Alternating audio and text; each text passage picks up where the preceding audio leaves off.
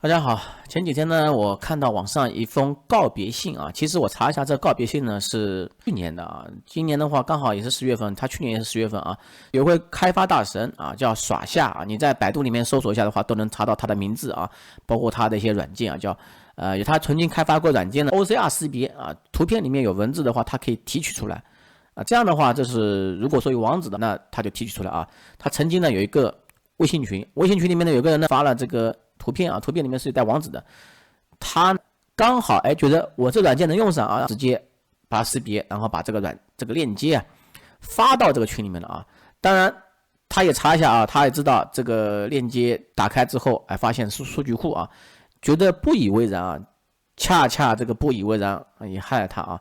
换了这种情况啊，换了很多人的话，其实有些人的话，他比较热于分享嘛，说实话，很多人其实也会中招。那这个后来他是被抓了，被抓之后呢，就是判3缓4，判3缓4之后啊，罪名是侵犯公民个人信息啊，那等于说证据也确凿啊，而且这个群也是他建的啊，所以说呢，这个事情也真的没法说啊。那最后的话，就是他写了封告别信嘛，远离这个网络世界了啊，这个也是挺悲催的故事啊。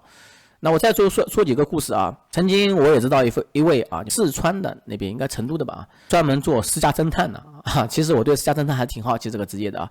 他也是因为侵犯公民个人信息被抓啊。毕竟你干这个工作嘛，你肯定会涉及到一些侵犯公民个人信息啊。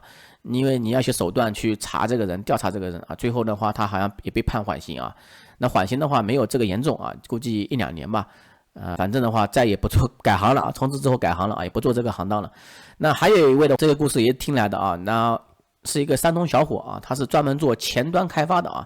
前端的话就是网页这个前面嘛啊，有一位网上的人找他了啊，我这个网页有问题啊，你帮我改一下啊，怎么就都有不好的地方啊。他找了很多人找改不好啊，就找这个山东小伙。山东小伙的话，一行代码就解决这个问题，一行代码啊，解决这个问题之后呢，当时这网页说实话也很正常啊。其实这个网页是拿去什么？拿去引流用的啊，引流用的。那最后呢，发生了不好事情了啊，这网页被拿去，他们其实做一个诈骗网站啊。因为现在很多诈骗嘛，你不是说直接可以看出来啊，有些时候什么资金盘或者传销啊或者这类的东西啊，那最后呢，这个山东小伙就也被抓了啊。被抓之后呢，判的比较轻一点啊，可能缓刑1年吧。那他甚至都不敢做这种前端工作了啊，很害怕啊。那再说一位更离谱啊，有一位女性嘛啊，大学刚毕业，甚至还是重点大学毕业的啊，刚好呢不是考公务员的话，可能没考上或之类的，备考阶段啊，备考阶段在家里呢也不上班啊，那想混点收入啊，刚好呢。有些农村啊，它是有这种会展营销啊，就是会销，骗老年人钱啊，卖保健品这些东西啊，不是要主持人啊，放音响啊，刚好呢，这工作还他妈妈介绍去的啊。他说他妈妈跟那些人说，我女儿是有空啊，然后他女儿的话，大学生还懂事啊，刚好有时间啊，帮你们放音响。他既不主持，也不分钱，每天估计拿个100-200块工资，就帮别人放音箱，把声音咪咪大，然后把声音关小啊，就这个事情。结果后来当场全部被抓走啊！你们属于诈骗啊，诈骗团伙，每一个人都是有性质的啊。那他就是这样的情况啊，那你说是不是留了个不好的记录啊？也是不是挺悲催的故事啊？那再说一个故事啊，中原某省某一位做直播电商的运营啊，直播电商运营呢，这个人呢是小伙子啊，但是呢有不良嗜好啊，就是嫖娼啊。嫖娼的话，某一天呢他去嫖娼，然后呢嫖到年轻的女孩子啊。那他还问他了，你这么小，感觉你有没有成年啊？那个小女孩说成年了啊。结果最后当场被抓。正常来说嫖娼的话只要拘留嘛一般说拘留。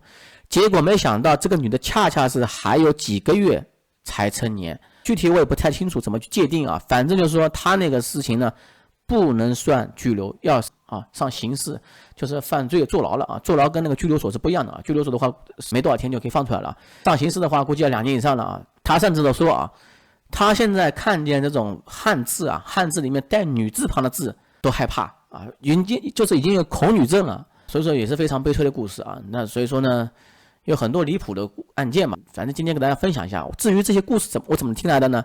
以前呢，我加过一个律师的群啊，这律师群呢，一开始的没几个人啊，后面呢变成刑事律师了。以前的话是这种关于这种债务纠纷的啊，所以说呢，里面后来这个律师变成刑辩了啊，刑辩之后呢，这种七七八八的人进来了的啊，每个人都有故事啊，甚至故事还有很多的。反正其实里面很多人的话，都基本上都是跟诈骗有关的比较多啊。今天给大家分享到这里吧。